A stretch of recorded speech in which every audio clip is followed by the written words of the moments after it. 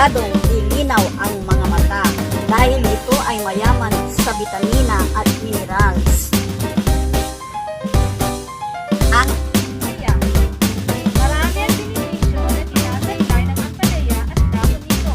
Ito ay masustansya ang nais makain. Ang ampalaya ay sagana sa vitamin A, B, at C, iron, folic acid, phosphorus, at calcium. At mayaman rin ito sa antioxidants na lumalaban sa free radicals na nakasisira sa ating kalusugan. Yan ay ang ampalaya. bell pepper, ito po ay sagana sa vitamin C at antioxidant po ito. So, maganda po sa mga taong nagda-diet dahil nakakaluto ng toxic sa katawan at malit lang po ang calorie content po ito. Patula, yaman sa bitamina A, pampalinaw ng mata. Ang kangkong, mayaman sa mga vital minerals kagaya ng iron, calcium at magnesium. Eat kangkong regularly, your teeth and bones will be okay. Hello, good morning! Welcome sa Nutrition Month ng Balingasay National High School. Andito ako ngayon sa aming bakuran at ipapakita sa inyo ang ilan sa aking mga pananim. Mayroon ditong mga saluyot na ilang piraso. May kalamansi din. Ayan yung mga tanim ko. May saging, kamote, kamuting lanot, at saka kamuting kahoy. May ampalaya. Ilang. Ayan. Tuturo ko kayo sa maliit naming taniman. O, ayan ang ampalaya na gumagapang. May talong. At mayroong talong pa rin.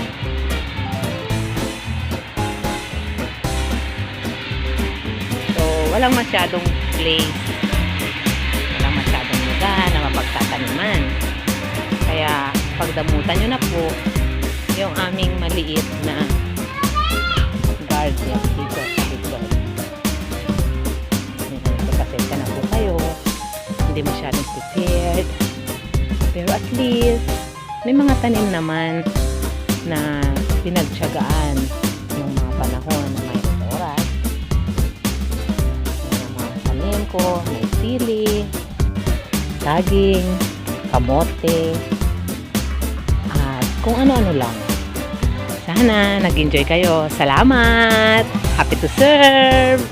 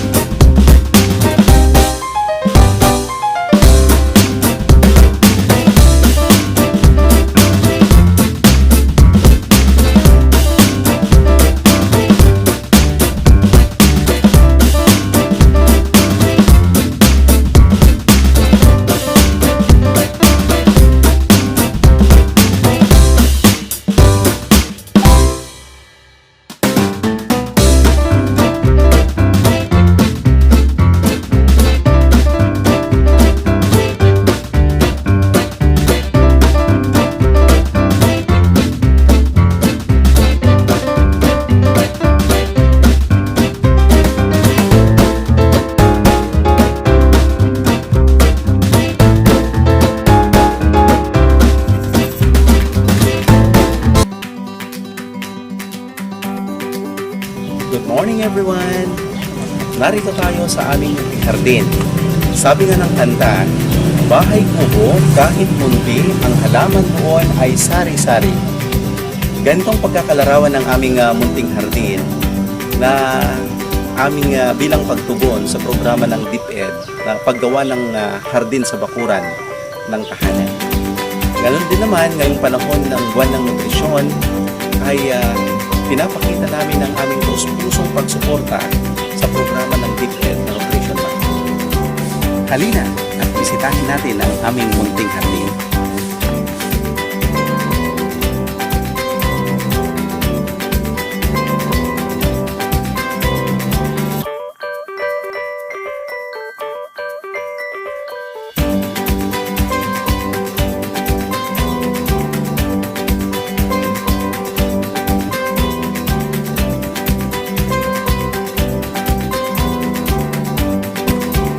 Una, ito ang 45 days o hybrid na sitaw.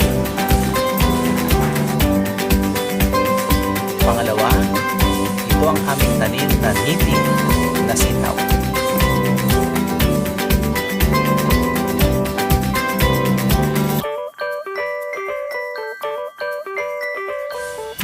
Pangatlo, ito ang okra na tanim namin.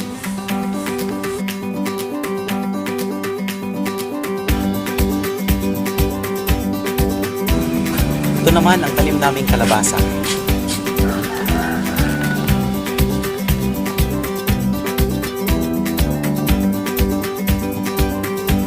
At ang pampasarap sa ating pagkain, ang sili.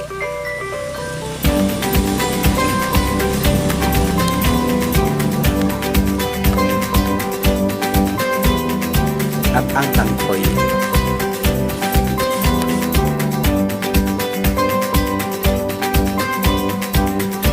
Hybrid na ang palaya.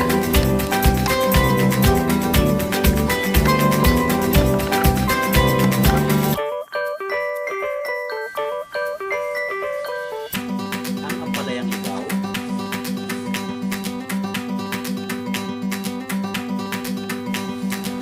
Kasama rin sa aming munting hardin ang mga tumupong saluyot.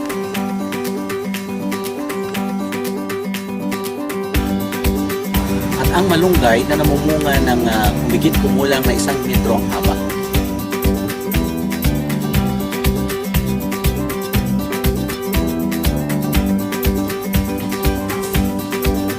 Ang gabi.